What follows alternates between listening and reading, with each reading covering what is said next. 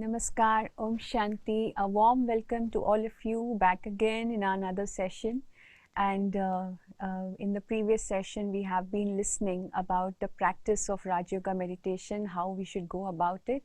And we also listened about Kal Chakra, the importance of time. So, what is the significance of present time? So, we have been listening to so many things now. We have understood the concept of the soul, the supreme soul, the importance of time.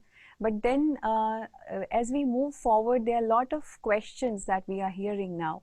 And let us answer all these questions of yours. And also, we need to have a deep insight of the whole 5,000 years chakra, the whole cycle, as we go into every yuga, and we will be understanding what happens in each and every yuga. So, first of all, we shall be discussing about the difference between mukti and moksha. There have been a lot of people who want to know and who really want to attain this stage of achieving mukti and moksha. But we need to understand the difference. What is mukti and moksha? Are they both similar or they both are different? So what is the difference? So in order to understand the difference between both of them, we need to first listen to a beautiful story that I will be sharing with you. Once there was a child who used to live in an apartment in a complex. There were a lot of apartments there and a lot of buildings there. And he used to live in an apartment which was at the 9th or 10th floor of that building. And he was residing there with his parents. So the father was not there, but the mother was there. And in the afternoon, the child, when he looks down from his apartment to the playground, which was just in front of that building, and that playground was quite big, and the child got interested that he wanted to go down and play there. So the child was very much keen to go down and play. And then he insisted and to his mother and said that, "Mom, please allow me. I want to go down and I want to have a cricket game with my friends."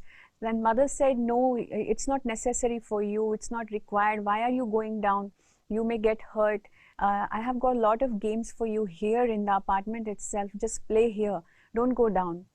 Then this child was very much stubborn and he was so keen that, "No, I want to go down and I want to play there only. I'm not interested in staying here at the home." Then mother was also, the mother said, "Okay, fine. If you want to go, just go. But remember, you have to return back when before night you should come back. So come before the time is, running out, before don't take too much of time there playing, and you have to have a lot of things, you have to study also, so you come back on time." Then the child went down and he promised his mother that, "Yes, I'll be there, I will come before the time is, before night comes, I'll arrive back." Then the child goes down, and then when a lot of children of the same apartment and of the same complex, they see that this child is going down, and along with him his other friends also accompany him, and they all start to play in the playground. So a beautiful game of cricket starts.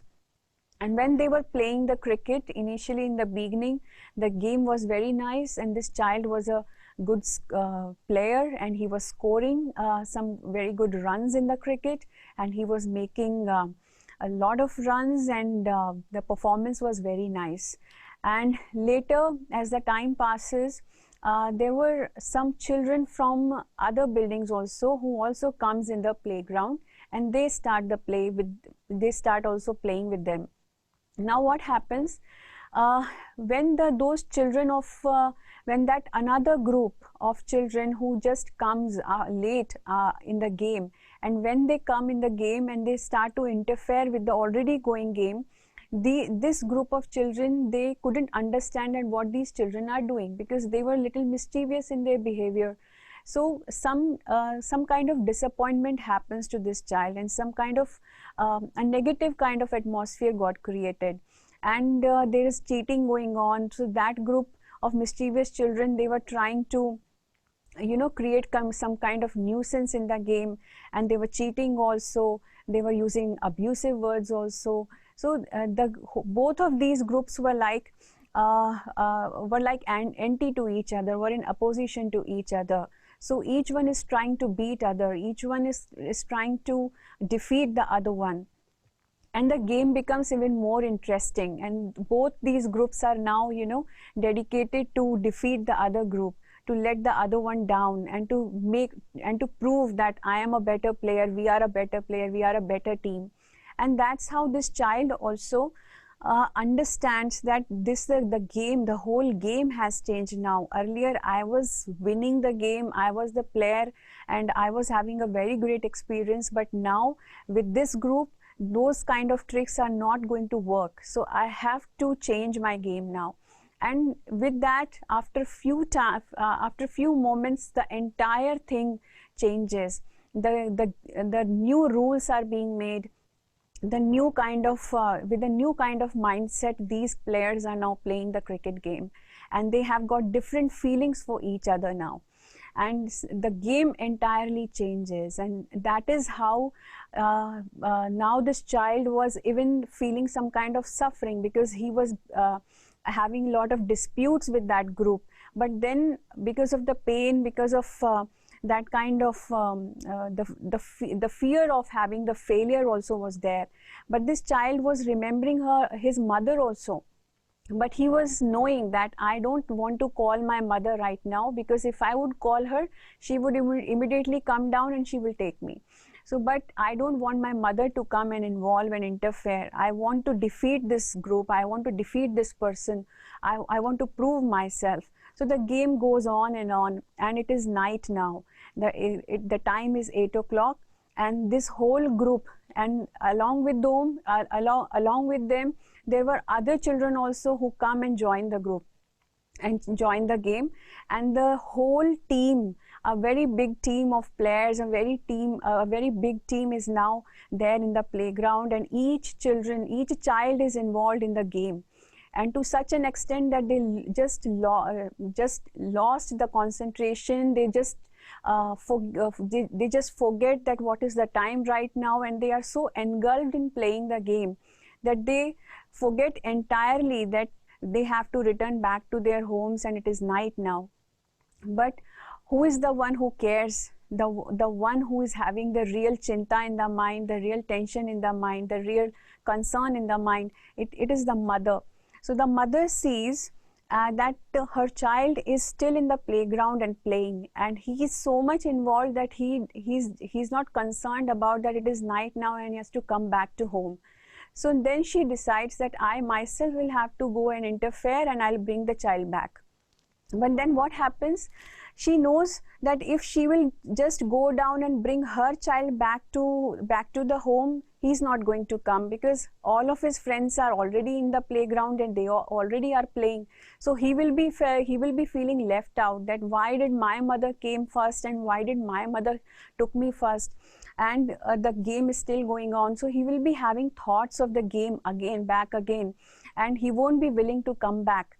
So with this mindset, she goes down and she asks all the children who were playing there to go back to their homes, because it is already too late and you all should return, and all your mothers are waiting.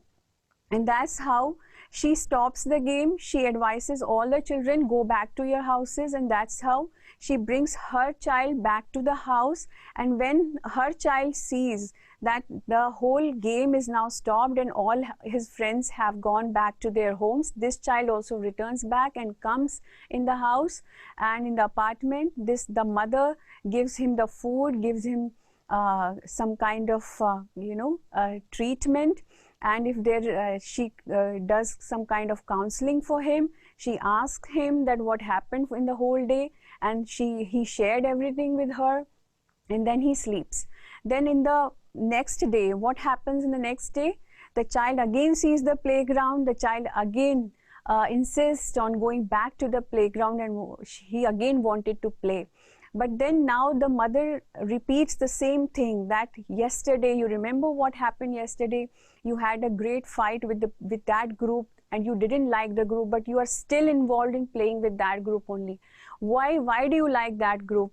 If you are having lot of problems with that group is not good one. You already shared with me that they are fighting with you, and they are using abusive words also, and they are cheating also in the game. Then why do you wish to play the game again with that group? So it's not nice. Why do you want to go back to the playground again? Then this child says, no, now I know how to defeat them. Now I know how to beat them. So just allow me to go down. Just see what I do now. I have understood the game so well now. And this child again goes, and the game goes on and on in the same manner. By looking at this example, what do you feel? What do you see? You see, you can't stop your child going back to the playground. And the mother tried so much, but still the child was insisting, because he was willing to play. He was willing to go and prove himself, prove his capabilities, that how much efficient he is, how much, what a beautiful player he is, what a nice performer he is. In the same way, we as souls are also performers. We as souls are also players, are also actors. And the property of the soul is to perform karma. Property of the soul is to act, is to play. And this whole world is like a playground. You already have heard this. Now, when we see this playground from Paramdham, we also have the desire of going back to the playground and playing the game. We also get the same desire of going back, going to the game and play our role and do some acting and perform and get some result out of it, and then enjoy the result. We also want to have we also want to prove our capabilities, that we are good performers. In the same way, we all souls came down on this earth, and we are now involved in this game, and we are acting, we are performing every time. Now if we are going to go back and the God will take us back, we won't remember God in a way that he would just take us back. He is not going to take just one or two souls. He will be taking all of us together. Now therefore, right now when you are sitting in lockdown, right now you are not involved in any kind of activity. You have been sitting in your home since 2 months now, and there has been no interaction of yours with the world outside, and you are not going to your Karam Bhumi, your workplace anymore. How do you feel now? You feel left out. You feel as if you are not performing. The actors are sitting in their own homes and there is nothing to do. So there is a feeling that I want to do something, I want to prove my capabilities, I want to go back and return to my regular routine. So mukti is something which we don't like. Moksha is something which is not possible. Why? To get yourself free from this performance, free from this this responsibility of coming to the earth and performing and getting liberation for the whole of your entire journey, and soul gets liberated. That is not possible. The soul has to come on the playground and act. So there is nothing like moksha. You can't get free. You can't get free from this bondage of taking birth and death. But mukti is possible. How it is possible, we will see. So this is the story that we heard. We already discussed that the whole drama, the whole cycle is of 5,000 years. The whole cycle starts with the rise and downfall of Bharat. Why we are saying Bharat? Because in the ancient time, it was only Bharat. There was no other country there. There was no other continent. It was just Bharat, and we see the whole of the thing happening in Bharat only. It's the Indian civilization is the most ancient civilization, and it is the story of rise and downfall of Bharat only. Now, as we see, in the beginning of this cycle, the whole thing, when Satyuga started, it was because the beginning, the whole world was just like heaven. The whole world was a golden era. We call it Satyug because there was no unrighteousness there. There was no pap there, no sins, no crimes. There were no vices. The souls were free from all the vices. And the soul was in its Sato Pradhan stage, highly elevated stage. And we call that Yuga as Satyug. There are lot many names that we use for this time. And lot many religions have used some words for this to describe this time. It's called heaven, it's called paradise, it's called Eden's garden, Allah ka bagicha, garden of flowers, and so many other names. So this was the era when the first soul came on earth, and it was the beginning of the 5,000 years cycle. And when the first soul came from the Paramdham, the first soul which took birth in the beginning, that soul was of Shri Krishna and Shri Radha. Now you must have heard that the birth of Shri Krishna was there happened at 12 o'clock in the night.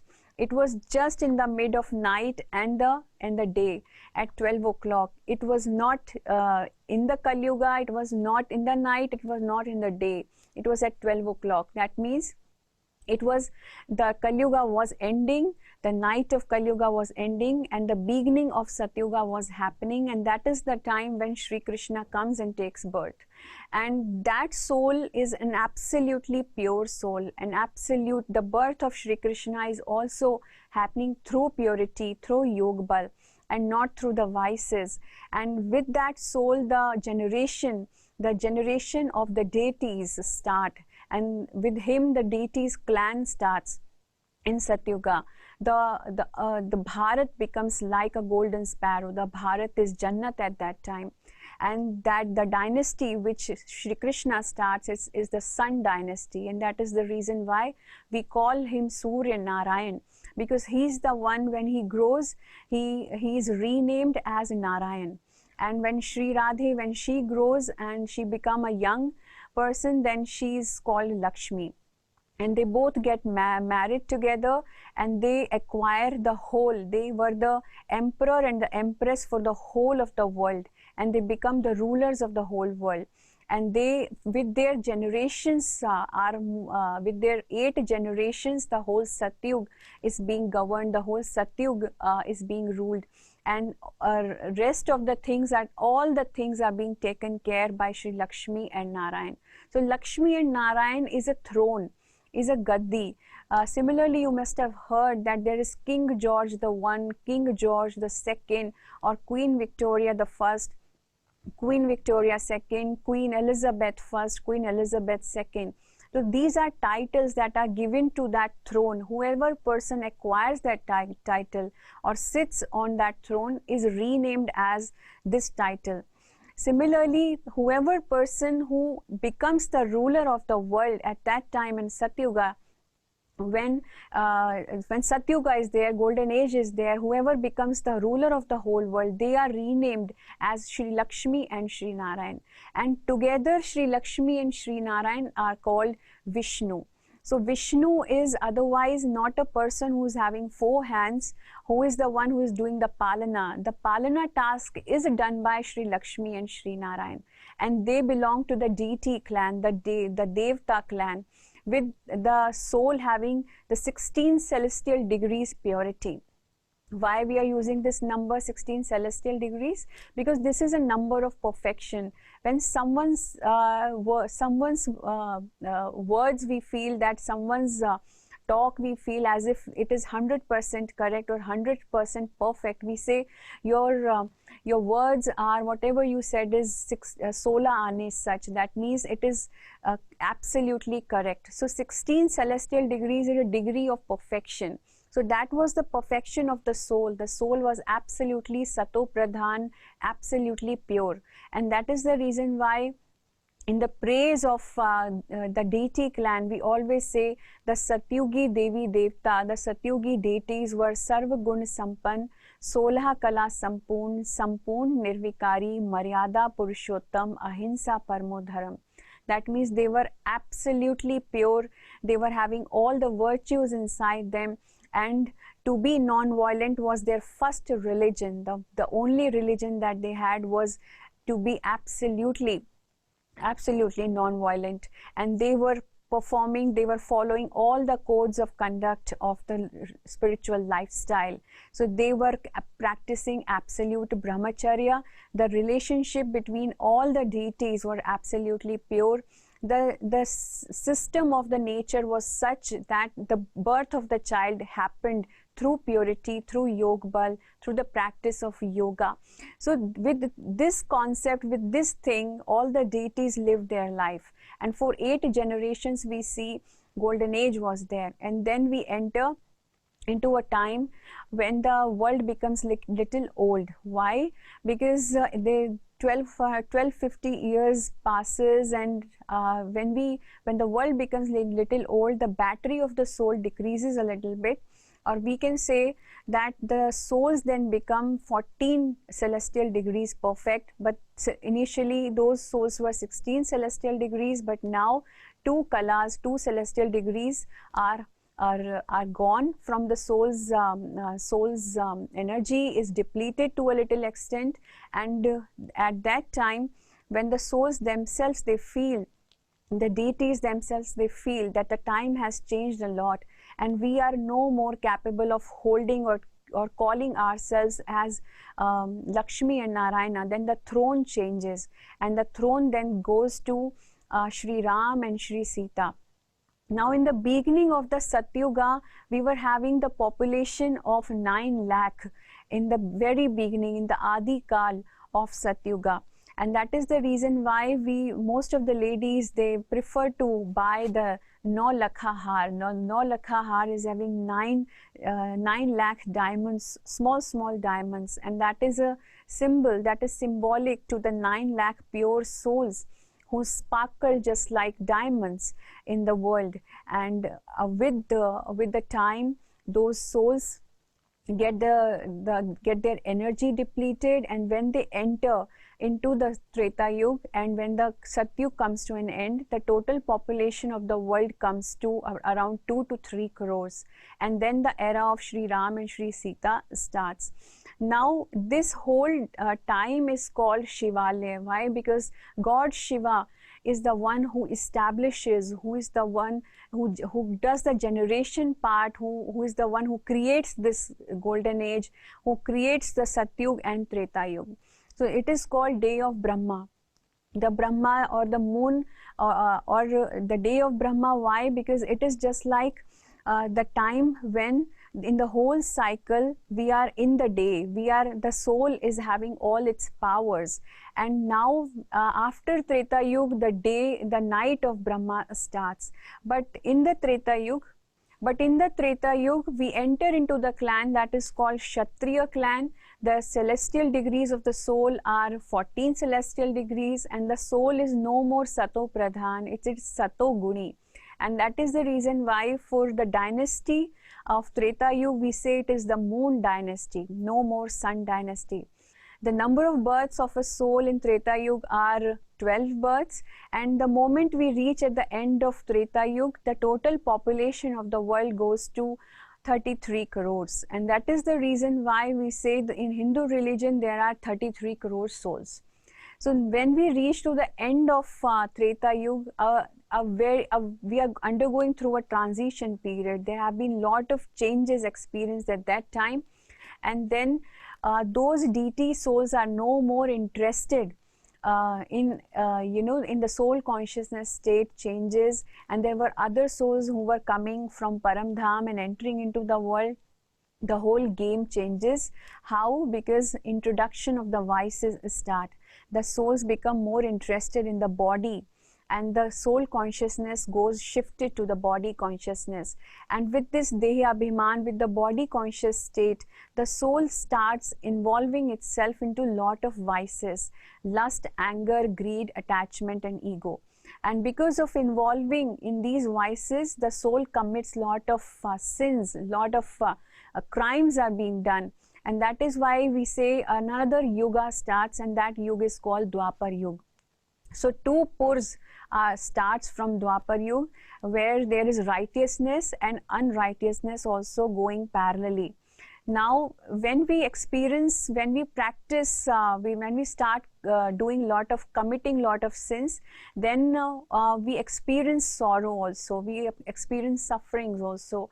And because of those sufferings, and because of all the dukh that we experience in Dwapar Yuga, we start remembering God. And that is why Dwapar Yuga is called the period of devotion, the period of bhakti. The performance of the soul the virtues of the soul also decline in this era, but it declines to a great extent, because earlier, when Satyug to Treta Yuga, when we reached the decrease in the celestial degrees were just two celestial degrees decreasing, but here when we reach in Dwapar Yuga, we go to an extent where the celestial degrees of the soul are just 8. The number is 8. That means the soul becomes a Rajo Pradhan. The soul is now very much old, because it is committing some sins also. Lot of pap going on, and pap starts, the sins start. It is the time when unrighteousness, misconduct and misbehavior starts in the world, and we start remembering God. So initially in the beginning, the bhakti, the devotion was avyabhichari. That means the bhakti was of just one God, and one worship of God Shiva happened, and that's how we made lot of Shiva temples in the whole India. And there we started worshipping God as a point of light form. The first temple that was built was by Raja Vikramaditya, who built the Somnath temple, and that was a diamond temple of Shiv. That was a temple having diamond shivling in it, and Raja Vikramaditya, he established that temple, and along with him lot of other kings, and in other kingdoms also Shiva temples were made. That at that time the bhakti was of just one God Shiva, but then our concentration was also losing. We were losing concentration day by day, and then we started worshipping those deities who just passed in Satyuga and Treta Yuga, because we just felt that probably those deities were some other elevated human beings, and we do not know, we do not have those powers those deities were having. They were pure, and we don't have that purity with us. We are not there's no comparison between those deities and us. And the souls of Dwapar Yuga then started worshipping the idols, and the idol worshipping started. And then we see, when we started worshipping God, the God was also listening. And at that time, God sent his messengers also. We had Ibrahim ji, we have Guru Nanak ji, we had Jesus Christ, Gautam Buddha, Lord Mahavira, and lot many other preceptors who took birth at that time, and they tried to lead us to the path of God. But at that time, the more interest was to make religions, the more interest was to find God, and we just got diverted in another way. We just got divided. And the bhakti started, the bhakti became vyabhichari. Vyabhichari means now we started worshipping lot of other things also. We started worshipping the nature also. We started worshipping the trees, the rivers, we started worshipping the sun, and lot many other things. And we started worshipping human beings also. Now we worship our gurus also. And the number of births in Dwapar Yuga are 21 births, because when we started involving ourselves in so lot many sins, the age of the body, the duration of the body to which the body sustains also got reduced, and that's how we took 21 births. A soul took 21 births in Dwapar Yuga in the same time period, 1250 years. And then we enter into a yuga that is called Kali Yuga. When Dwapar Yuga ends after 1250 years, now we are in Kali Yuga. And when Kali Yuga starts, we enter into a clan that is called Shudra clan. Each and every soul is now 0 in its celestial degrees. It is having no celestial degrees, no kala at all. The number of births of a soul in Kali Yuga gets to 42 births. There are 42 rebirths of the soul. The population increases tremendously. There has been an explosion of population. Lot of other souls are coming in Kali Yuga, and that's how we see the Kali Yuga is becoming Ghanghor. The Kali Yuga is becoming impossible day by day. And now, because the bhakti has also taken a very different form now, the bhakti is Nanda bhakti, the bhakti which is without faith. It is blind faith everywhere, because we have started worshipping everything. We are madly searching for God, and we don't know who God is. And it is the bhakti get transformed into, the bhakti we do, the devotion that we do is for just self-interest. We are selfishly loving, we are selfishly worshipping God for our own benefits, and we started dealing, and the bhakti is no more having that power. So we entered into a time when this time is called hell, absolute hell. This is absolute narak, and the world becomes a forest of thorns right now. And we call this time as the night of Brahma, or the Vaishalya, where all the sins are being performed. This world is full of vices now, and each and every human being, a female and a male, all are having these 5 vices now. And now our intention is just to fulfill those vices somehow, just to give water to those vices, and we are actually sustaining these vices in the soul now. And we are ourselves experiencing sorrows and lot of punishments as a result. But now, as there is a lot of division in the world, there is a lot of fight in the world based on the religions. We are fighting with each other. The game has become, this whole drama has become, the playground is now completely full with lot of souls, and everyone is involved into playing their own game now. And right now we are in the night. We don't now recognize the time that we are in. It is already too late. So this is Kali Yuga, where we have entered into the night of ignorance at this moment, and now the concern is with the God. So God is concerned now to see that all the souls are involved in their own game. We are playing our own game. So now the God gets the thought that he has to come down, and then he has to bring all the souls back to Paramdham, so that a new cycle can start, a new beginning can happen. So he comes down, and when he comes down, he establishes, he brings this vision of establishing a new world. But that time when he comes, that time is called, a new yuga starts when he comes down, and that yuga is called a Sangam Yuga. But that is for just one birth. In the same birth, we can have a rebirth again. In the same birth, when we recognize ourselves, when we feel ourselves, that who we are right now, and we transform according to the directions of the God, and we become a real Brahman. And from Shudra, we become a Brahmin. Our clan changes because of the quality of the soul that changes. It is not because I take the same birth again from the mother's womb. A Brahman is not born actually from the mother's womb. A Brahman is the one who follows the directions of Brahma, the one who follows all the codes of conduct of becoming a true Brahmin, the one who leads a pure life, the one who practices divine virtues in their life. And that is what a Brahmin is. So God teaches us to become a true Brahmin, and we enter into the time when we can meet God, when we can have a relationship with God, and that time is called Sangam Yuga. Now when God comes on earth, he establishes a yagya. He establishes a sacrificial fire.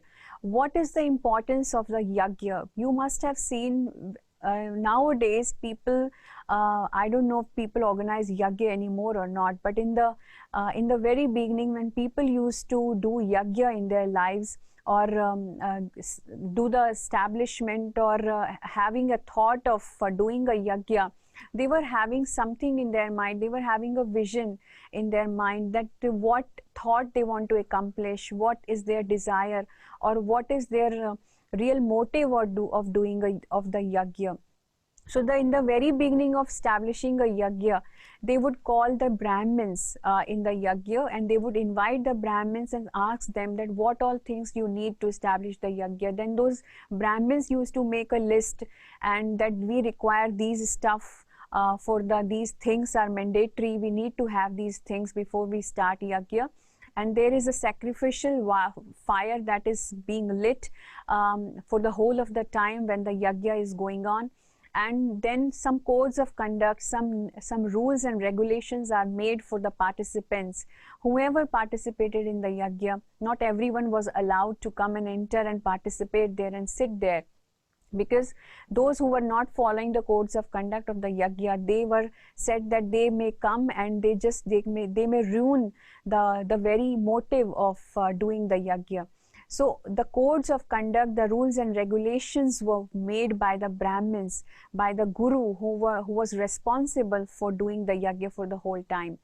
So all the participants, they followed those rules and followed those codes of conduct, and some of those codes of conduct involved the practice of brahmacharya, the practice of celibacy till the time the yajna is going on. So all those participants practice celibacy. The second requirement was to have the true bhojan, the sattvic bhojan. That was second requirement. And there were other codes of conduct also, that you will have to devote some time, you will have to come early in the morning and sit for this much time in the yajna and give the ahutis, put the things into the fire, and you need to have these kind of mantra every time going on in your mind. So there were other codes of conduct also, other rules also that were made, and each and every participant was following it. Now when God also comes, when God comes on the earth, he comes with a vision. He comes with a vision of making a new world order. He wants to reestablish he wants to reestablish the golden age. He wants to transform Kali Yuga into golden age, the iron age into golden age. With this vision, just to achieve this vision is not an easy task for him. He wants people of this world to transform, so that they can be converted into deities. They perform, they change themselves in such a manner that they acquire divine virtues in them, and then they transform themselves. And for that he establishes this yajna.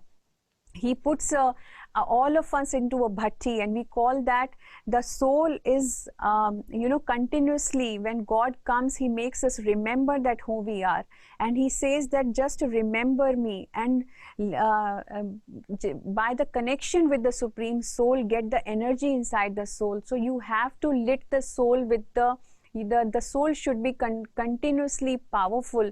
The soul should feel that power inside.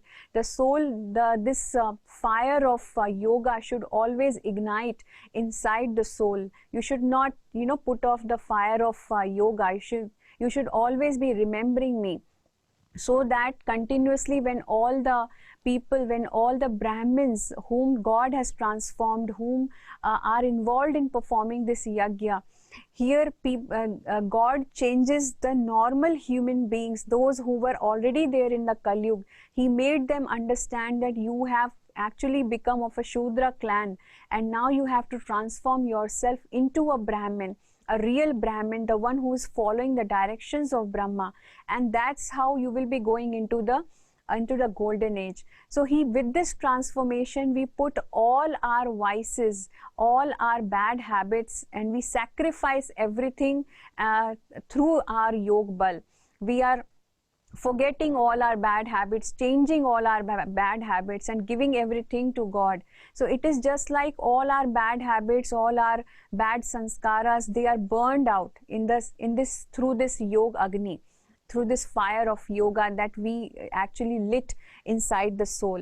So when we get connection with the Supreme Soul, we are changed, completely changed. And that is why this is called the age of transformation. And we are already living in this age of transformation. Why? Because God has come, and now he is concerned to take all the souls back home. Because this whole game has changed now. The game is to be finished by God, and we all will have to go back home, and then we all will have to start a new game again. We all will have to come down in the golden age, and that's how a new cycle is going to get started. So this confluence age, the importance of this time is that this is the only time in the whole 5,000 years when we can meet with God, when we can experience God, when we can talk with him, when we can hug him, when we can embrace him, when we can share whatever we want with him, when we can get his unlimited powers, and we can fill ourselves with that. So this time is so valuable, so valuable. This is the diamond time, diamond era in which we are living. So have your relationship with God and experience it. So this is the importance of this confluence age, the age of transformation. So that is how we say this is the story of rise and downfall of Bharat, because Bharat is the one who actually gave bhakti, who actually gave the name of God to the entire world.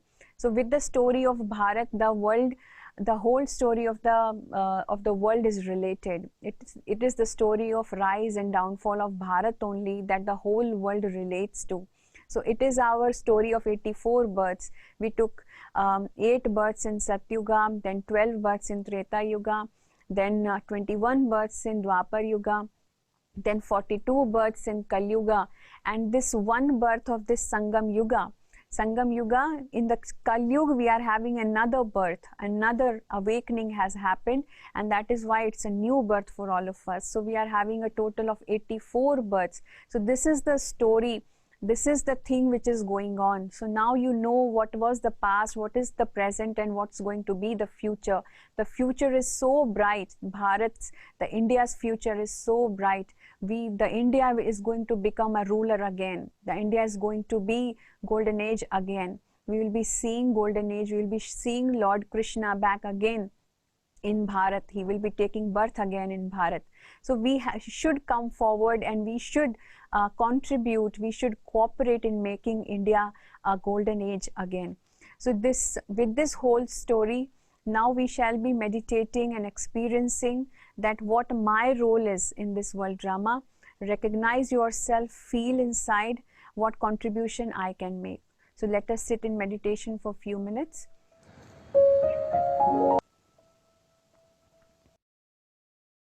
Om Shanti.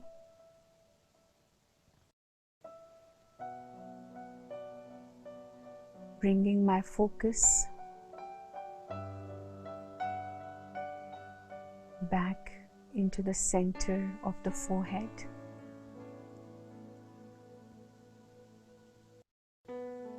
I see myself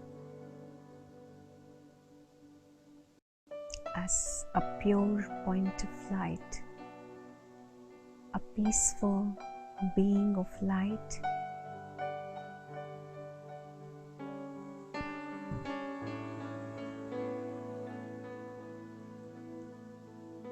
I am a loveful soul.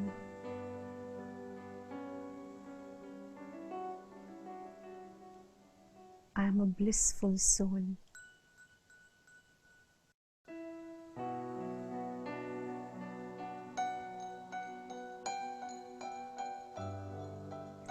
I am a powerful soul.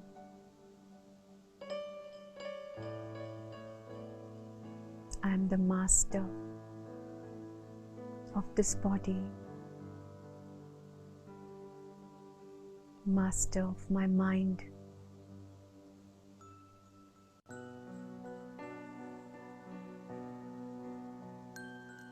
I am an eternal actor, an eternal player.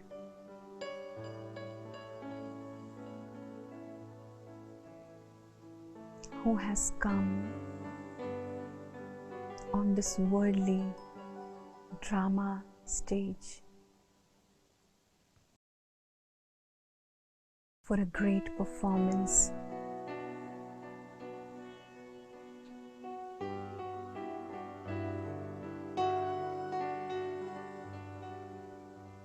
As a pure being, I came in Satyuga, golden age, as a deity.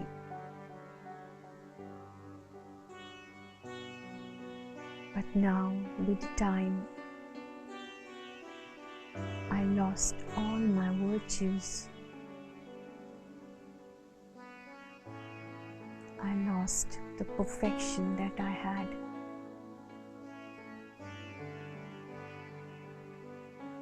And I acquired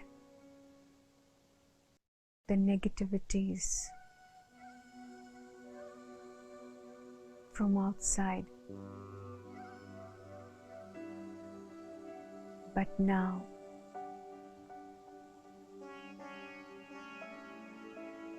I'm experiencing such a great transformation of time.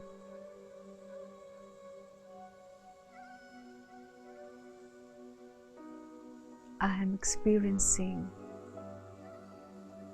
that God has come. He has incarnated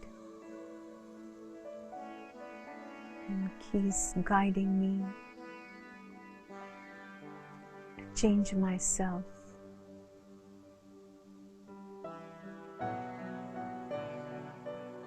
He will be taking all of us back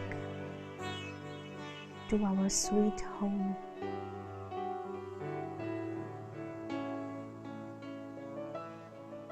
I am ready to go. I am ready to transform. I am getting lot of powers from my Supreme Father, Shiv Baba. As a director, He's giving me directions, what I should do and what I shouldn't do.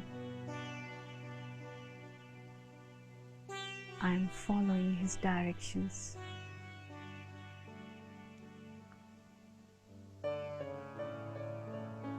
I am such a fortunate soul that I realized the importance of time. I am in the auspicious confluence age, Sangam Yuga, meeting with God,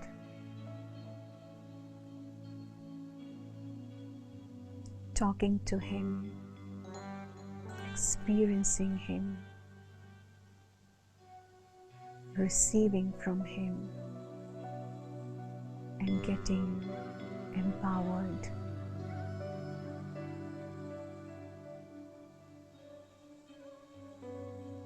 I thank Shiv Baba for bringing this awakening inside me.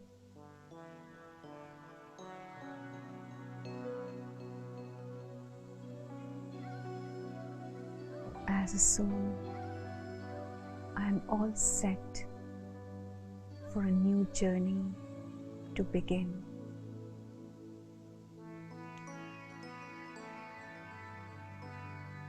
Om Shanti. Om Shanti. Om Shanti.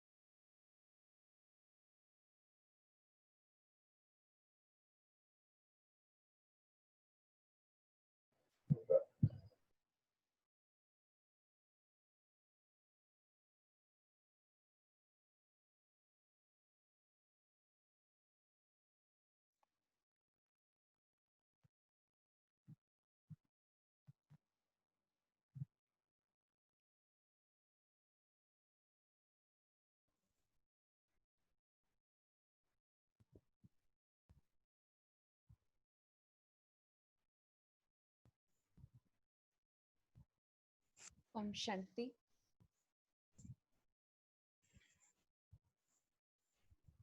Yes, if anyone is having any question, then you can go on.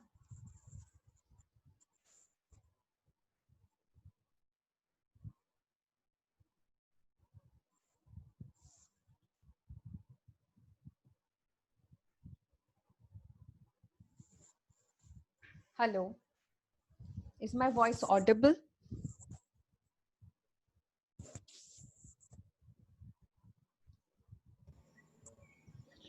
Hello. Yes. Just to see a person created a negative image about me how can I change his perception? Why is it required to change his perception?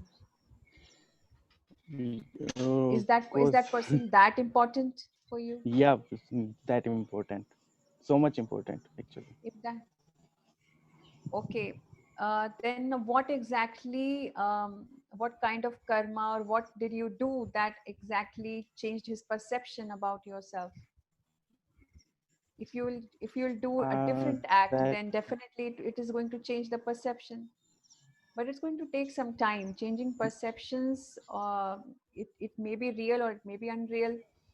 It may be something you must have done wrong. Was that right? I had some anger issues in the beginning, so that's why now I am meditating and creating some yogas. So Yeah, if you are going to I'm solve now that peaceful problem, right if you are now. going to remove your anger issues, the perception will change. The perception is based on the karma of someone. If the karma changes, the perception also changes. So if the person sees that this person is now changed and there's a lot of change coming, then Mhm. definitely the perception Mhm. changes. People change, we all know. Time changes people. Hmm? So acceptance is something that is very much natural to everyone.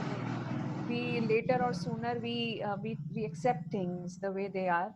So if there is a person who has changed a lot, and if the anger issues of Mhm. yours are removed completely, if you are a changed person, then definitely that person will realize that you have changed. His perception or his or her perception also is going to change for you. Okay, thanks. Om Shanti. Om Shanti.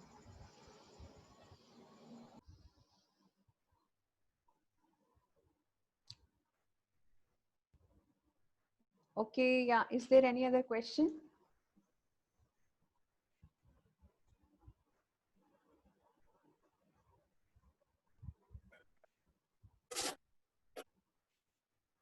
Good evening, sister. Can you hear me? Yeah, yes, please. My sister, see, at the end of this Kali Yuga in Sangam Yuga, so Hmm. you are saying that a transformation will happen and all the souls merges with the Supreme Soul. Hmm. Is it? So, in that case, like all the souls, good souls and bad souls will be there, right? So, I mean, the souls which have done good I'm or not bad able to karma. listen to you properly. Your voice is not audible. Is it because of my connection or something else? Some problem is there. I don't know. So I'll speak loudly, sister. Is it okay now? Yeah, it's fine now. So this transformation of souls again into deities, like souls Hmm. will merge in Paramatma, right? Hmm. At the end of this Kali Yuga and in Sangam Yuga, you are saying, right? Not merging. We can't Hmm. merge into Paramatma. That is impossible. Merging into Paramatma means losing your identity. Soul is an eternal entity.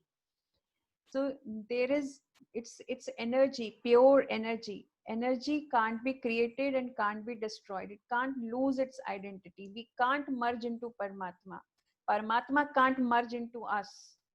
We are separate entities, each and every soul. You are a separate entity. You can't be me, I can't be you. I can't be Paramatma, Paramatma can't be me. We all are separate, unique entities. We can't merge into each other. When incarnation happens, what Hmm. will be the picture? Like the soul unites with, or what will happen to all the souls? You told us, no? So just now, all the souls, we all go back to and reside in Parandham. We all souls are going back to Paramdham. That is what Paramatma, for what Paramatma has come on earth to take us all back. We told you a story in the beginning, na? That Hmm. Shiv, the role of God is to end this drama and take us all back so that a new drama can begin. So But now before, here is the question. Like in all these 4 ages, we are leaving the costume and taking new costume, right? So the souls are taking all the changing the costumes. yeah. So this is in whose hands? Like the soul itself leaves the body, or who will do that work? Like now this is the time to you have to leave this body and you have to take a rebirth. So in first earlier classes, you told us that it is the decision or the whatever the karmas we have done. Based on the karmas only, we take birth. Based on the karmas, the soul leave the body. When my karmas with a It, particular set of souls is finished, then I leave the body. so it is soul wish to leave the body whenever it wants to go. Not the wish exactly. Wish is something different. Wish is very much tangible. Wish is very much you know in, my not in accordance with my karma. Wish is something that I may wish for anything in my life, but wish is not something which is which is parallel to my karma. I So may to become like this, but I don't become that because I am not working in that manner. So karma decides what my when I have to take birth and where I have to take birth, with whom I have to take birth, whose family I will be going to, and when I will be leaving the body. So all, what time, what age, all karma decides. karma means actions, whatever Action. we have done Yes, in past. action. Okay. So, in the same way, like at the end of Kali Yuga, like this, after incarnation happens, we all go back and Parandam will take all the souls there Yeah. with him, right? Yes. Yes. So now here is the question, like good souls and bad souls. See, some souls are good and some souls are bad, and will he transform all the souls to deities in N- Satyam? No, not all the souls. Huh. Because if all the souls are going to become deities, then what's the use of God coming and giving this shiksha? If the all souls will have to be deities, That is what. transformation can't happen for all the souls, na? Then who, I mean, those who are ready to, as Transform. you said, Those who yeah. are ready to transform. Then what happened to the other souls? The other souls, they will go to Param Dham, they will stay there, na? Once the soul goes to Parandham, once it reaches Parandham, then it carries the experiences, karmas, and everything with it, isn't it? No. See, when we are going above Param Dham, we have settled all the karmic accounts here. Going back to Param Dham means the drama is finished, all the settlement has happened, all the karmic settlement has happened. That then only the gates of Param Dham open for each and every soul, Till right? that time, till Till that that time, where this soul be here only, roaming around here in Karma Bhumi. uh, till where what time you are saying? Till you see, suppose the transformation doesn't happen for a soul. Hmm. Okay, Hmm. so those souls, good souls, are transformed souls will go with Parandham. That is clear. Yeah. And the rest of the souls, Hmm. this many population, these many souls are there. So those who have not transformed, Hmm. so they will roam here only because it's the end of Kali Yuga and there is nothing will It's the be end there. of Kali Yuga, end for everyone.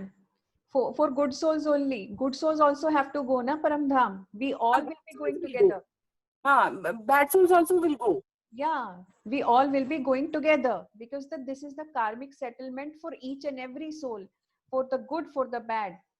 We are not going to carry anything to Param Dham. Any karmic account we won't be taking us with us to Param Dham. Nothing. So, or settlement of all the karmic accounts is going to happen for the good or for the bad. Everything is going to finish here. Then only we all can go because God has come. He is called Mahakal. Mahakal means the Kal, the death of all the deaths, means the ultimate death has to happen for everyone, not for just good souls, not for just bad souls, for each and every soul. He has come to take all of us so that the drama can restart.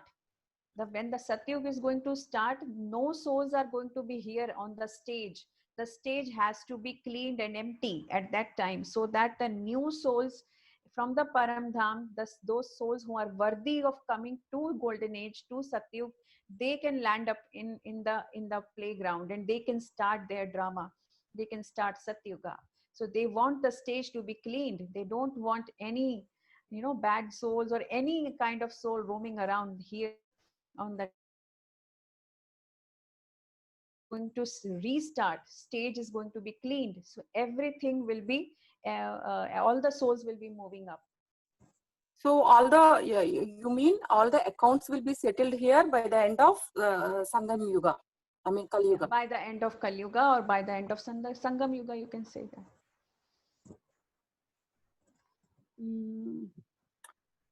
So, and the settlement is happening right now. then my doubt is like those the powerful souls. What is the use of becoming a powerful soul and uh, uh, less powerful soul? Because all are getting their accounts are getting settled and all are reaching Paranda, right? See, going to Paramdham doesn't mean that your role changes. Your role is changing. Going to Paramdham is the settlement of all the negative karmic accounts of all the karma that you have accumulated here. But the purification process through which you have gone through, Sangam Yuga is a platform where God incarnates and tells us there are two kinds of purification process. One purification of the soul happens by suffering, that whatever karma you do, you suffer, and you take it as a suffering.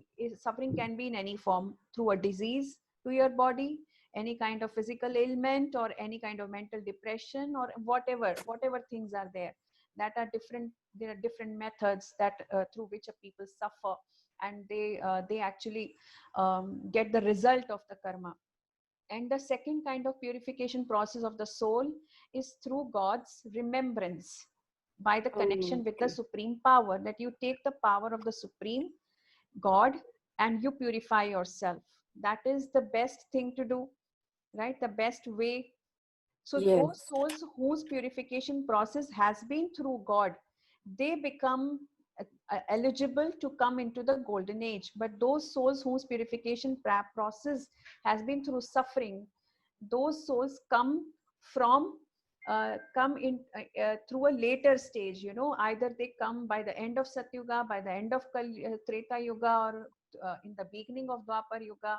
Or if the purification process has been even more harsh, because they must have done a lot of bad karma, then definitely they will be the souls who would have landed up in Kali Yuga. So they would have been coming in the beginning of Kali Yuga. And there are some souls who are still coming from Paramdham, because they have some role to play. So they must have been those souls who have to do lot of bad karma, accumulate lot of bad karma. So in one birth only they accumulate lot of bad karma. So they take birth uh, to create hassles for everyone.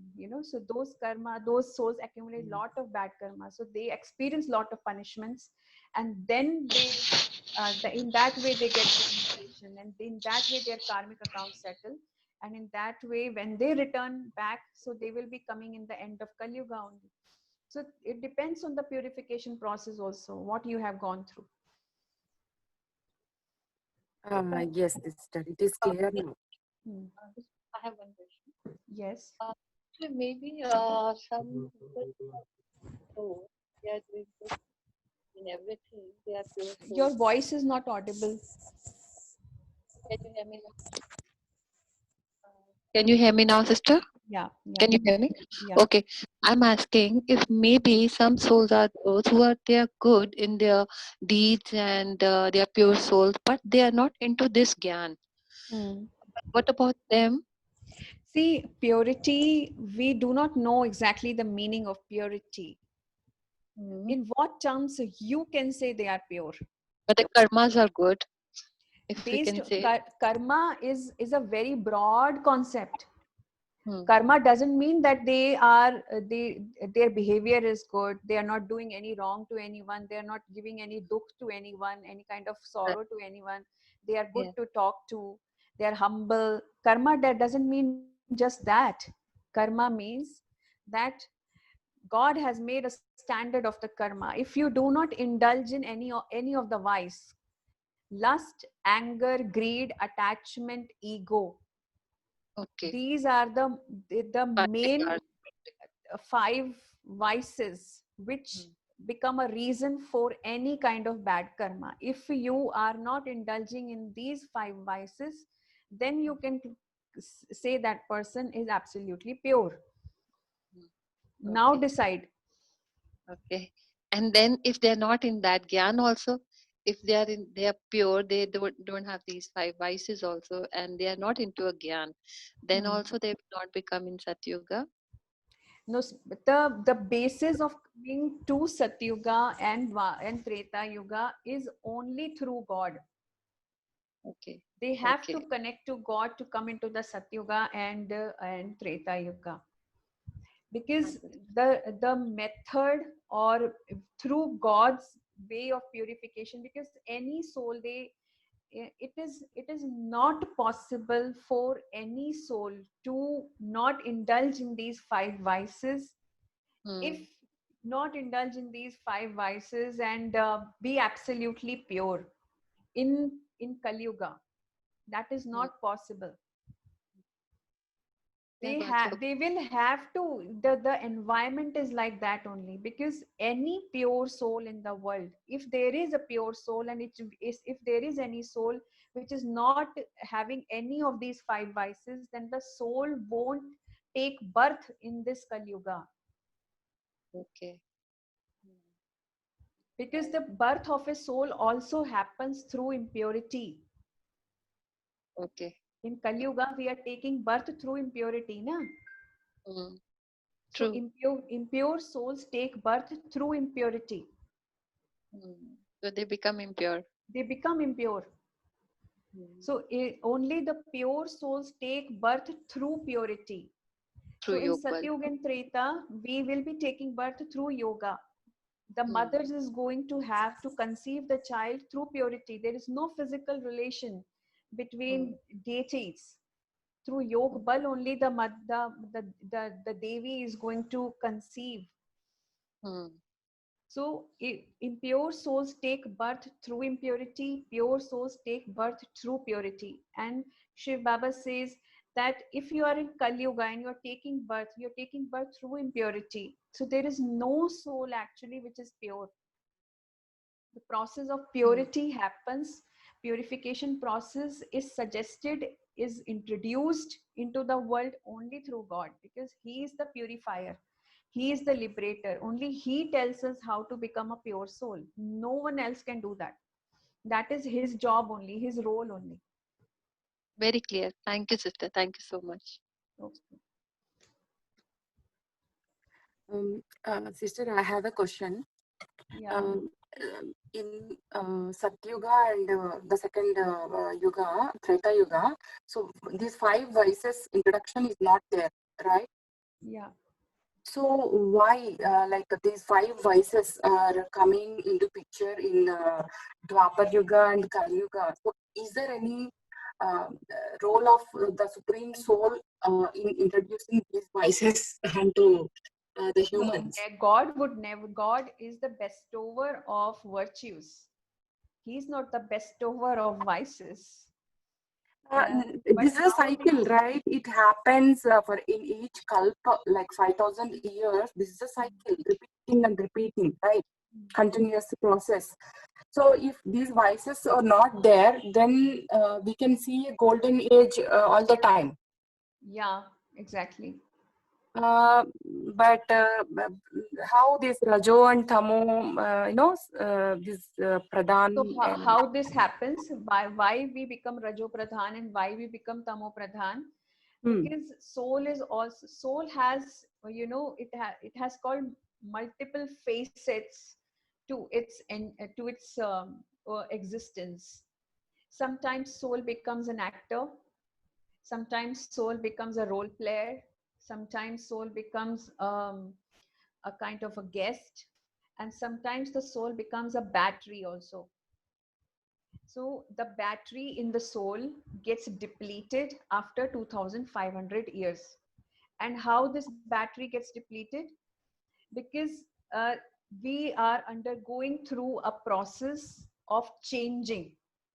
Time is changing, the prakriti is changing, and there is a diminishing stage. The soul's energy is diminishing because it is utilizing its energy in the Satyug and the Treta Yuga. So after 2500 years, after undergoing through so many births, so many so much of sukh that I have experienced, so it's like I have eaten up, I have utilized all the good karma that I accumulated in Sangam Yuga. I you know I used all that karma now to experience the sukh that was in my in my future, in my fortune. So I utilized all that in Satyug and Treta Yuga. Now when all that karma, that good karma, is coming to an end, the result of it is coming to an end, automatically the things start changing. The power of the soul is diminishing, the battery in the soul is diminishing. Soul is all just like your mobile. It gets discharged, you know. You charge it, then you utilize it. The energy is, the battery is getting low by the mid of the day, and then you see in the night you again put your mobile to charge. So it is in the same way, the in the mid of the 5000 years, when you reach to Dwapar Yuga, the soul's battery is very much depleted. That's what Sister, can we take this as a natural process? it is a natural process. So there is no mistake of ours, like the souls. But the mistake is to indulge in the vices. That is a mistake, to indulge in the Yes, vices. yes. When we get indulged into the vices, that is from where the mistake comes. So we should try always to come out of these five vices. Yeah, and that happens only because the knowledge is not there, that we are indulging into the vices. There is no knowledge like that. Uh, There is no one, one to awaken us at that moment, that we should not get indulged into the vices. if the soul is always with Sattva-guna, Sato-pradhan, Hmm. then in this Kali Yuga, that soul, cannot win or, what do you say? Uh, See, all the souls are with these vices and winning always.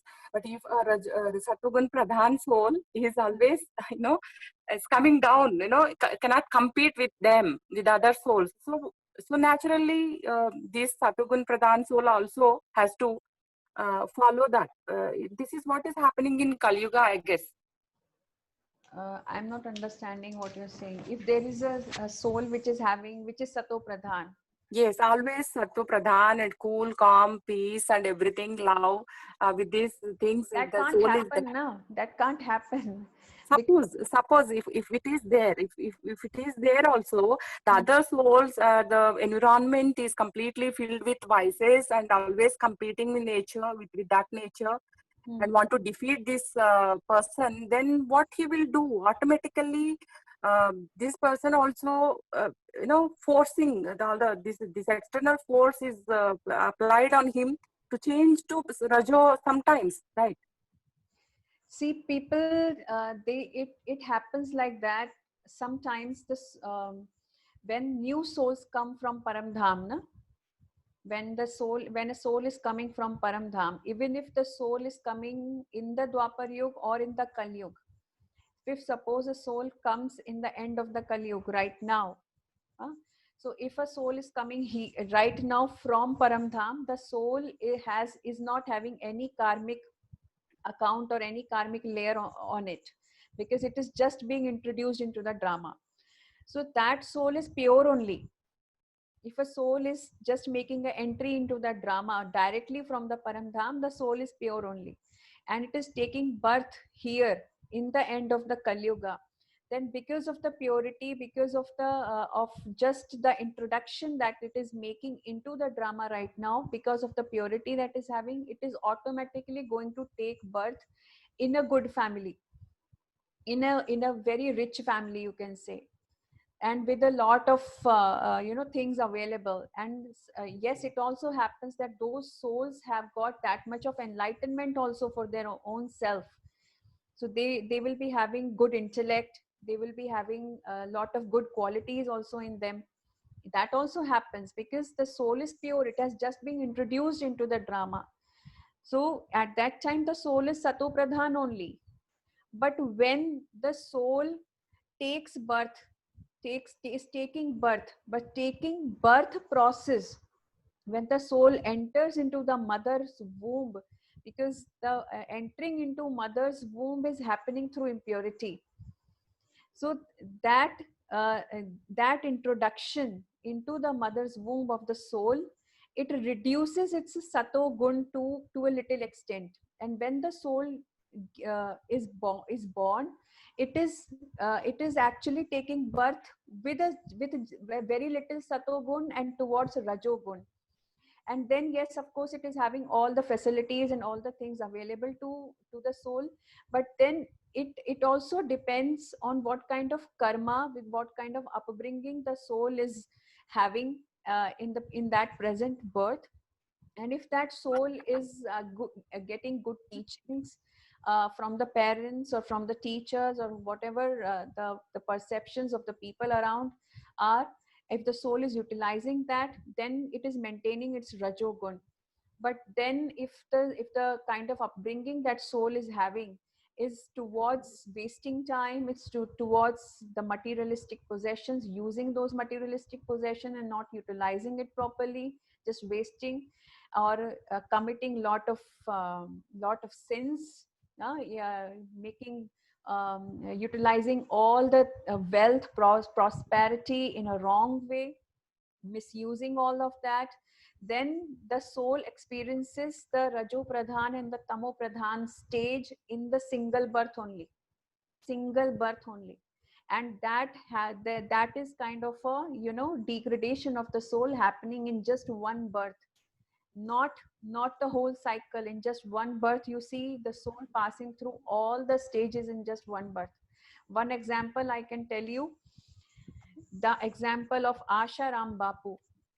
You see that soul experience sato pradhan, sato rajo, and the tamo pradhan stage in just one birth, isn't it? Huh? He is right now in jail, but there was a time when he was having enormous wealth. People used to worship him like God. And that was you can say that that soul was a new soul which came from param dham, and it took birth, and it was having those qualities, maybe, that he was into spirituality, that made him a spiritual leader. And then eventually his karma led him to a path where he started misusing everything. And then it was like, the sato pradhan to rajo, and then to tamo and the tamo pradhan, and ultimately the karma, it led him to a absolutely demolishing stage where he lost everything, and now he's in jail. So he's experiencing all the stages in just one birth. In just one birth.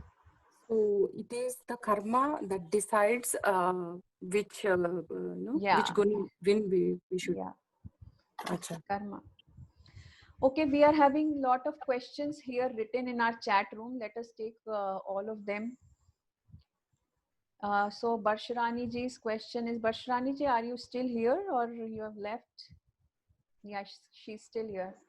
Okay, she's asking, I came to know that Adam and Eve were the first humans to came to this earth. Is it true, sister? If not, then who? See, Adam and Eve are called with different names in different religion. Some call them Adi Dev, Adi Devi. Some call them Adam, Eve, Adam, Havva. All religions have said that a couple started everything. There was a couple who started the world. But how can just be a couples? It has to be a family, no? A couple who became the medium to start everything, but they were having a family. But what if we remember, we don't remember the family who started it, who did that. We are just remembering the Adam and Eve. So we have given them Adam and Eve name, but otherwise the names are different. So who was Adam and who was Eve? Who was Adam and who was Eve? You will come to know. Shiv Baba came, and when Shiv Baba came, he said that Shri Krishna and Shri Radhe are going to start the world. Lakshmi and Narayan is going to be the prince and the king and the queen of the world. So we can say Lakshmi and Narayan will be the Adam and Eve, because they will be starting the world in the Satyuga.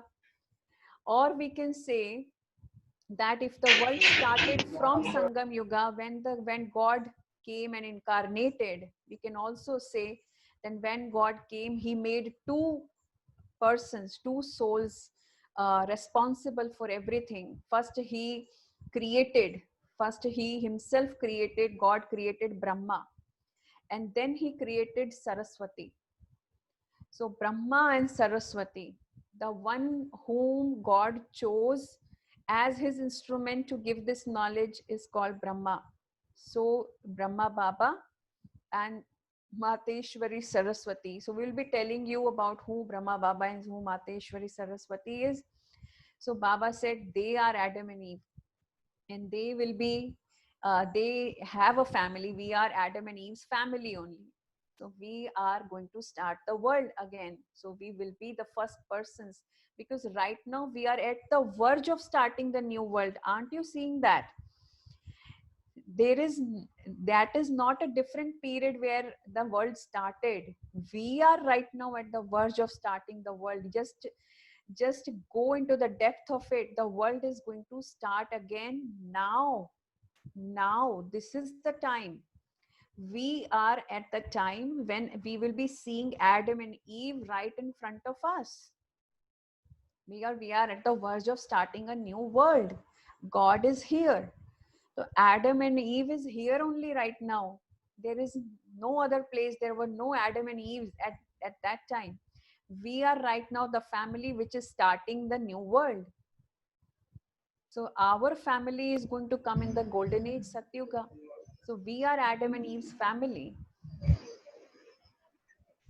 Okay. Okay, sister. Om Shanti, sister. Om Shanti. Sister, so Shankar, in which yoga has come? Shankar in which? Means Shankar belongs to which yuga? Which yuga? Huh. Shankar is a tapasvi form. It is a form actually. It doesn't happen in any yuga.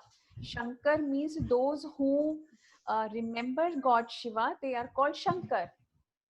Who sit in the remembrance of God Shiva. Those who are yogis, they are Shankar. Shankar means Shiva Sankar. Those who have always made God Shiva as their companion, as their friend, as their father. They are Shankar. That is why whenever you go into the temple of Shankar, you always see Shivalinga in front of him.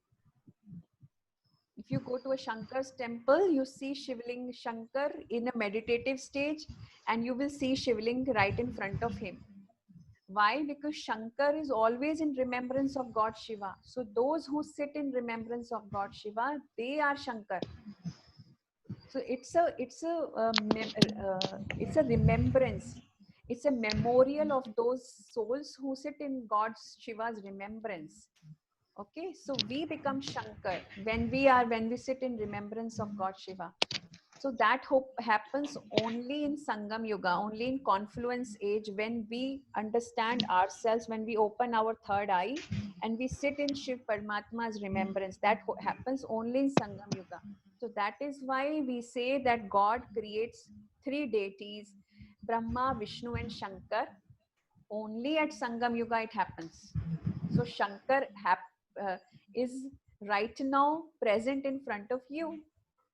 You also can become Shankar. I am Shankar because I sit in Shiv Baba's remembrance. I am also Shankar. So my tapasvi roop, my yogi form is Shankar, no one else. Thank you, sister. Okay, even Shankar ji is asking one question. Divine sister, so 2036 will be the beginning of Satyuga. Only Bharat will be there. Many souls in subtle body in angelic state can be aware of Shiv Baba. Messengers like Buddha, Jesus took their first birth and experience enlightenment. They say, does they have taken next birth and they are in the different costume now? So sister, where is Shankar now? So Shankar, I already explained to you, na? Where is Shankar right now? Shankar ji, are you here? Yeah, yes, sir. Waiting for the answers for the questions. Yeah. So we can't say by 2036 because Shiv Baba hasn't given us an exact date and year for that. But yes, we can say that there are 15 years or 16 years still remaining. So what is going to happen in these years? Only Baba knows, because that's an eternal drama and he knows everything. He doesn't reveal what is going to happen next. He says everything, whatever is happening, you just have to see as a detached observer. You should not be concerned that what next is going to happen. You should be focused on your role, that you have to do intense practice, intense meditation now to make your stage stable, to make your mind stable, and to accept whatever is happening, to become so detached with the world, because we are going to the golden age now, and we are our aim to achieve our aim is to achieve that angelic stage at this moment, so that the whatever chaos, whatever devastation or catastrophe is going to come to the world, we are not affected with it, to make our stage like that, that stability, that we are able to see a lot of dead bodies in front of us and not be shaken with it, not be, you know,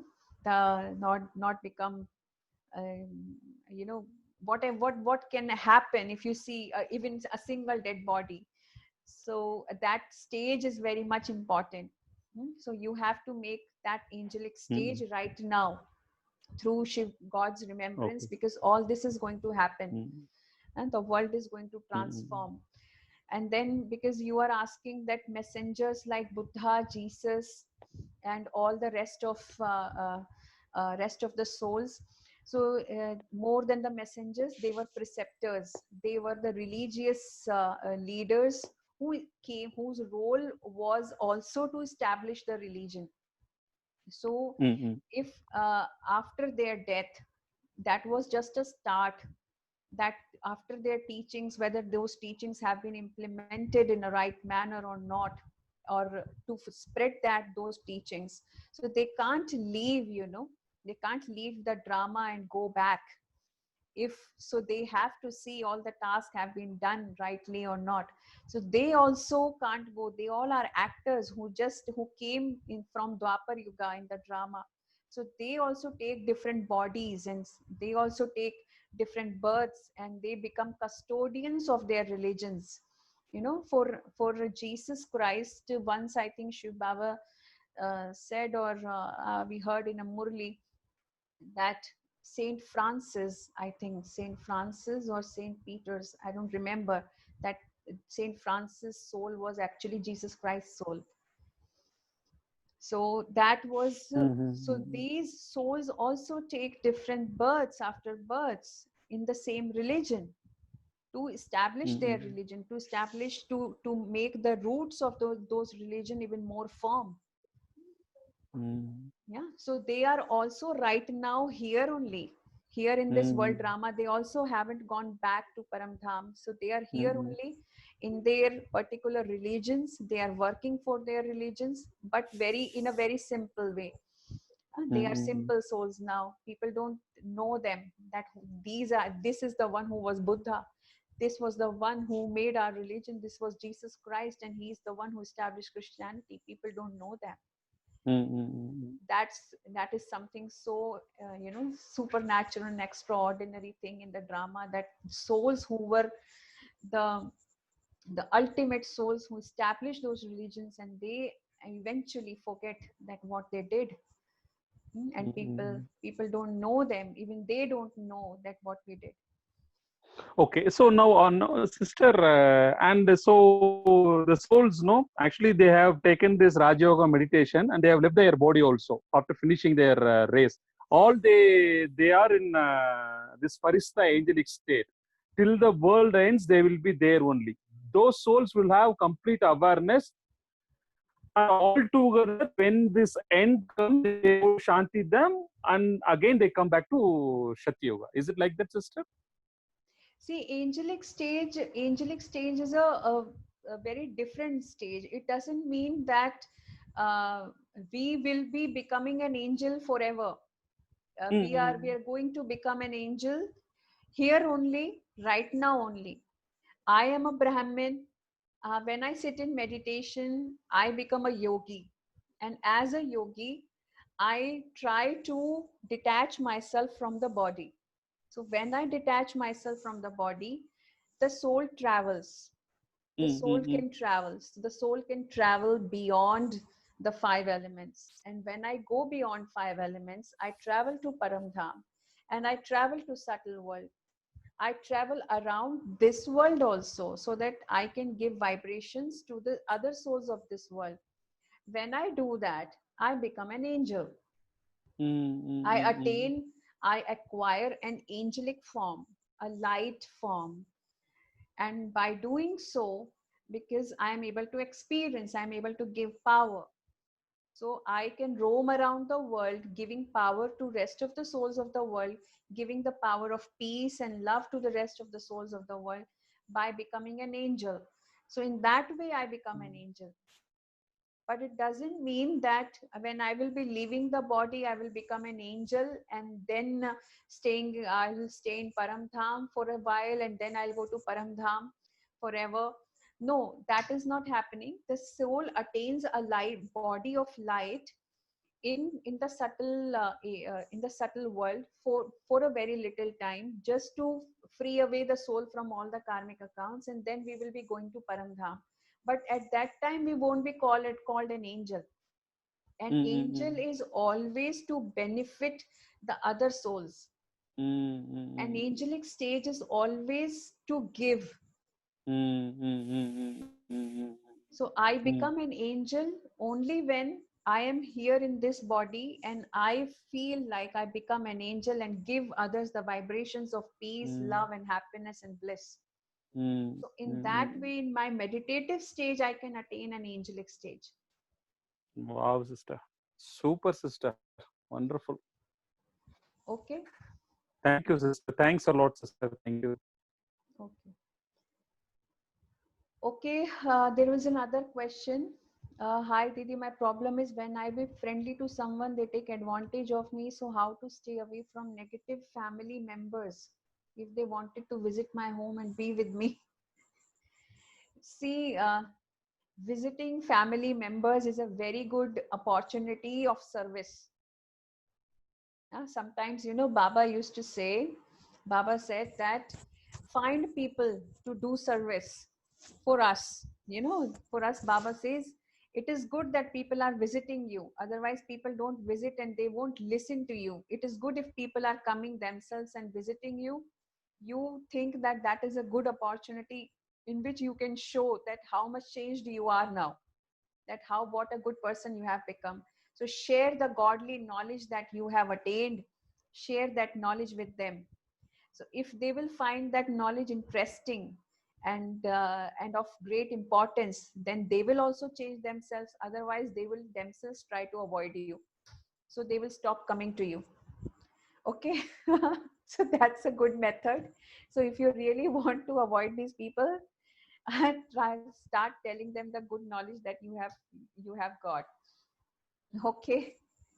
So if they will be of God, if they will be God's children, then they will listen to you carefully and they will transform. And if not, then they will avoid you. Okay, and they will stop visiting you. Okay. Then Shankarji is again asking one more question. Brahma, were they where they reside? Do they have glorious body doing their divine duty in angels?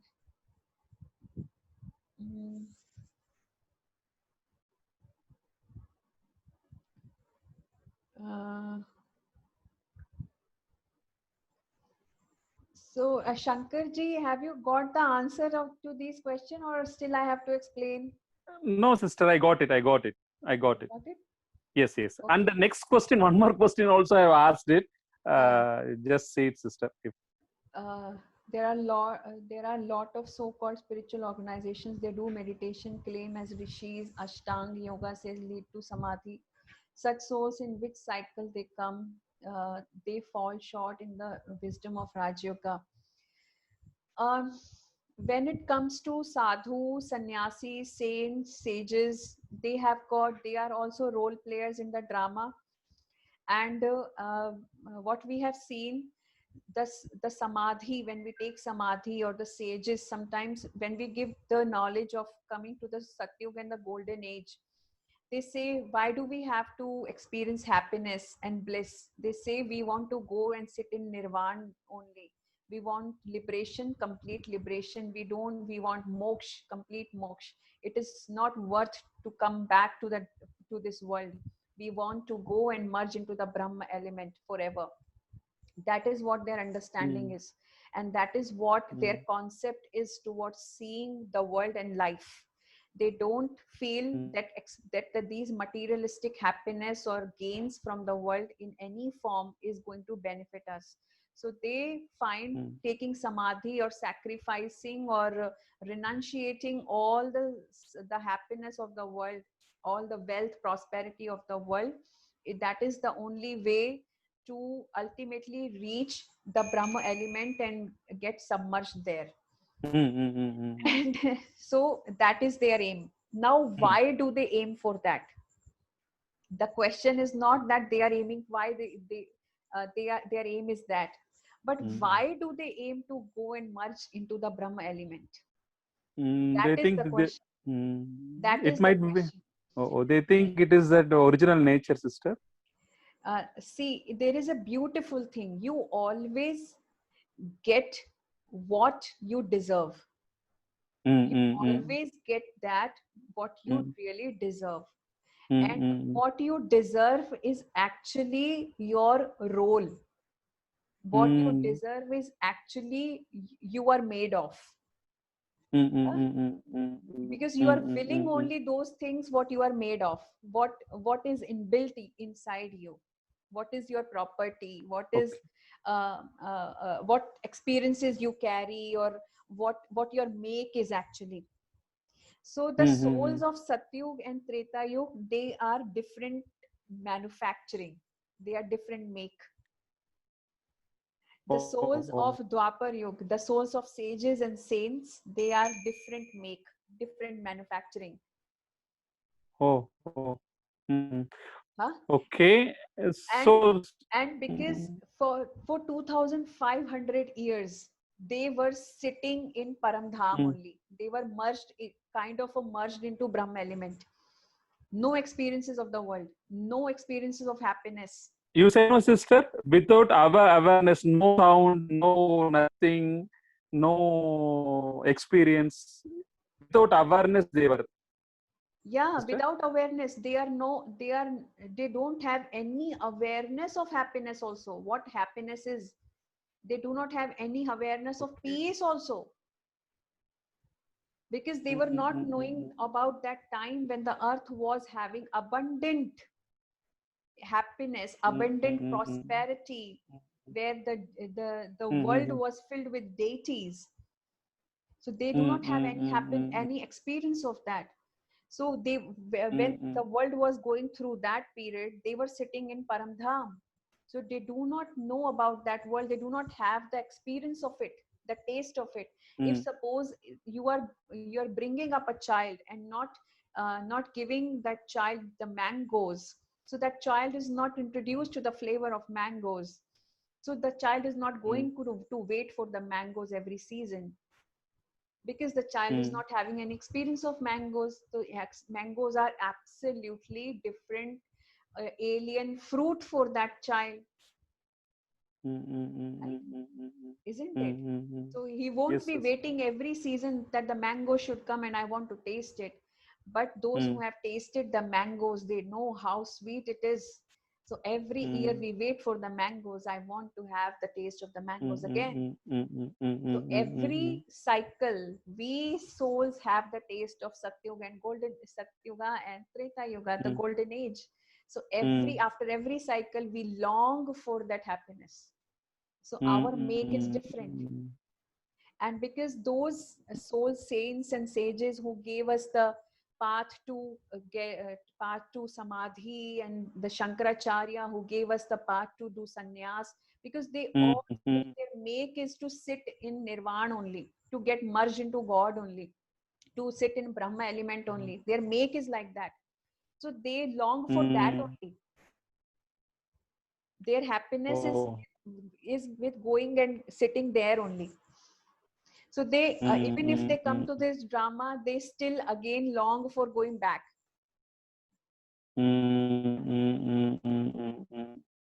So which longing is great, sister? Then again a question comes, not that or this. Now you decide. You decide what is good. To sit in in Paramdham forever is good. Need both. If suppose if I need both. See, do not playing a role. An actor who's sitting at home and not playing any role and enjoying that. So that person is also enjoying, not having any challenges, nothing. But it is living in oblivion. You know the oblivion, what is oblivion? Living in oblivion. Some kind of no one knows you. It doesn't matter. It doesn't matter. But the role what you talk is really something. But only at the end of this Kali Yuga only such type of these things happen. No, Sister Maximum. Yes. Really, it is an luminous thought which you have put thrown a what you call a diamond seed in my heart to that or this. Wonderful, sister. Really, this is the question, sister, which I'm anchoring for my lifetime. They also say they're enjoying the bliss, some Shiva and Shakti, the bliss what you get, where you will not get anywhere in the world. You cannot compare such type of bliss. And they think that the stage of Nirvana is so great, right? And everybody is telling like that only. But the way you say, no, sister, actually, it is also the bliss what we are enjoying here. At the same time, we are going to enjoy forever in this costume, in this body. See, bliss, Anand, for each and every soul, the Anand is different. The experience of Anand is different. For the sages, the Anand is to get merged into the Brahma element. For them, the Anand is in that. For us, the Anand, the bliss is to meet God. Anand, when we are right in front of God and experiencing Him. For us, the bliss is that. To be face to face with the God and experience Him, to get love from the God. So that is the bliss for us. And to go into the golden age, then afterwards, that is a stage of bliss for us. To experience Shri Krishna's dynasty, to experience that golden age, to be a deity, to experience the prosperity of the world, to have the peace, purity, prosperity all at once, not even a single evil soul, not even a trace of sorrow, no diseases, nothing. To have a society which is 100% value based, to have a world where is completely everything is perfect. To have a world like that is to be in a real blissful stage. That is a real blissful stage for us. So we long for that world. We long for God. We long for that world which God is establishing. So God is the one who establishes heaven for us. So we long for God's creation, that is heaven. But the sages and saints, they long for not for God, they long for Brahma, for the home where they were sitting for a very long time. And that's why they say we just want to get merged into Nirvana, into the Brahma element. And that is God for us. So they get that stage. So they go and merge with it. Yeah, they get their stage.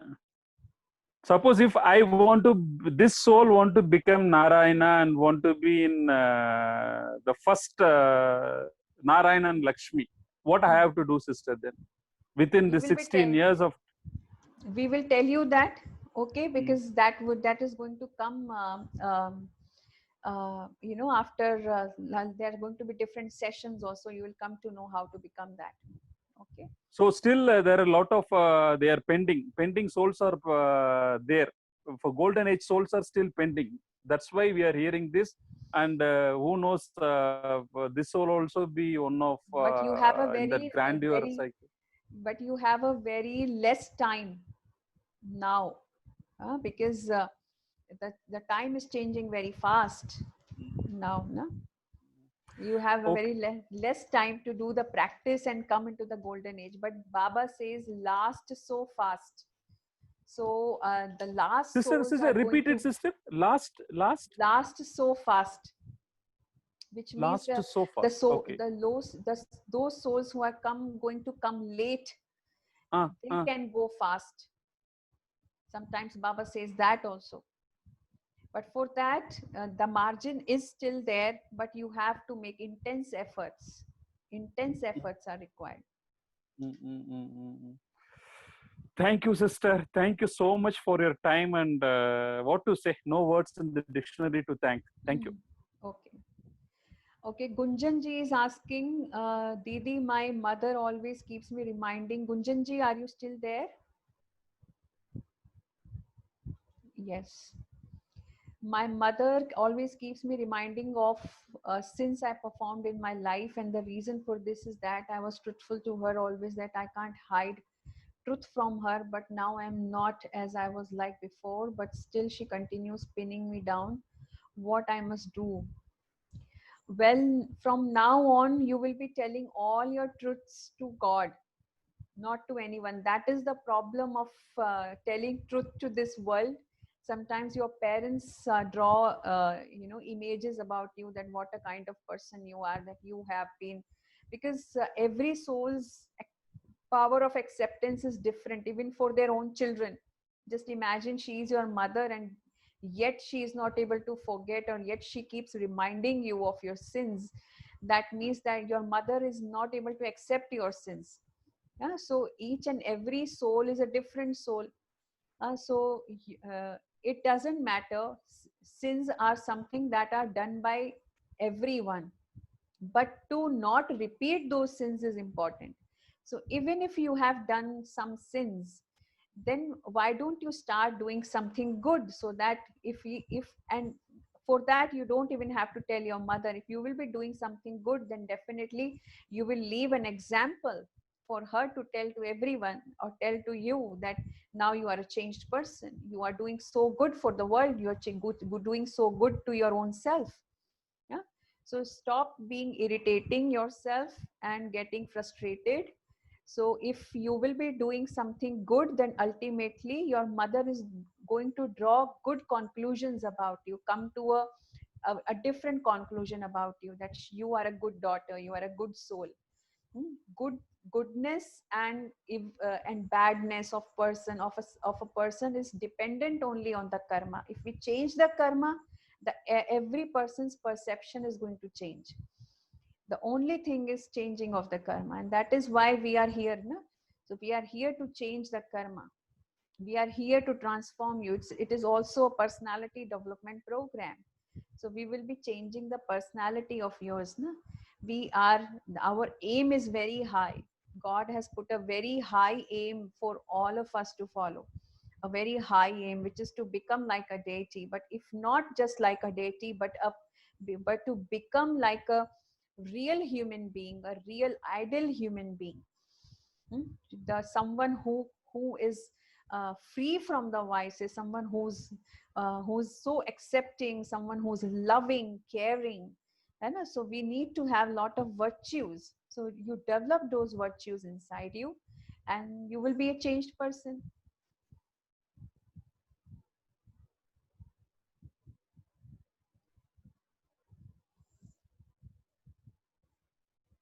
I don't want to get married, but maybe the reason is that. Maybe the reason is that is why your mother is, you know, giving you lot of irritating comments because of that. That you doesn't want to get married, and your mother wants you to get married. So it depends on you, because it is just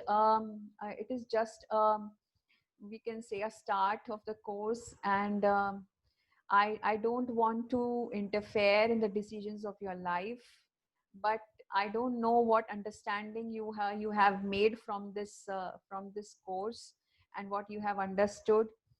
But the time is very different. We don't suggest at this moment to anyone to make any relationships or involve into new relationships. That we do not encourage, if I tell you, because the world is transforming in a very rapid manner right now. Very rapidly the world is transforming. We should right now focus on accumulating goodness within ourselves. That should be our focus. So you can tell your mother that I need some time for accepting marriage as an institution, as my life's part. I want some time. So with that time, you can make yourself grow in a lot of different things. It depends on you, you know. So it doesn't matter. This happens with everyone, because the same thing happened with me also, and lot of other girls in the world.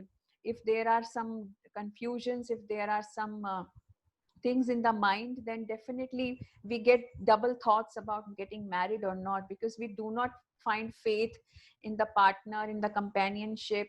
So we do not find faith in a lot of different things. So it happens. So you shouldn't be irritated. It's a part of life. This part has come, this part will go. So you just have to be focused what you want to do. You make your vision, what your vision is, and follow that. So your mother and father, because they are responsible for you, na? So that is why they are having these kind of thoughts. So they are not wrong. You should not consider them as wrong.